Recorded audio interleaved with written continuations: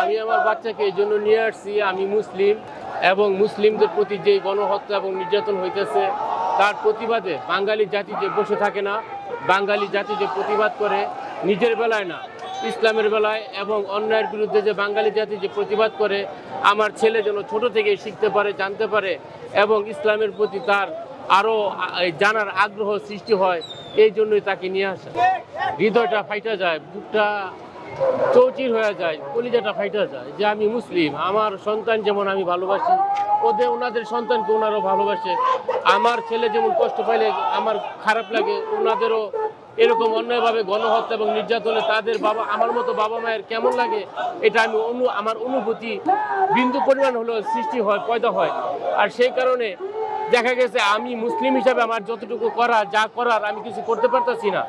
কেননা যে আমরা একটা দায়বদ্ধতার ভিতরে আছি, আমরা একটা লিমিটেশনের ভিতরে আছি, নিয়মের ভিতরে আছি।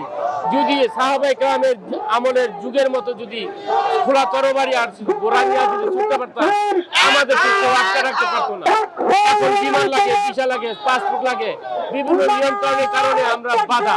কিন্তু সারা পৃথিবীর সকল মুসলিম রাষ্ট্রপ্রধানদেরকে আমি এতটুকু বলতে চাই যে আপনারা বসে থাকবেন না, আপনারা রুখে দাঁড়ান, এই ইহুদিদের বিরুদ্ধে রুখে দাঁড়ান, মুসলিমদের পাশে দাঁড়ান, মুসলিমরা যেন আর নির্যাতিত না হয়, ফিলিস্তিনিবাসী যেন আর নির্যাতিত না হয়, ফিলিস্তিন যেন স্বাধীন রাষ্ট্রে কায়েম করা হয়।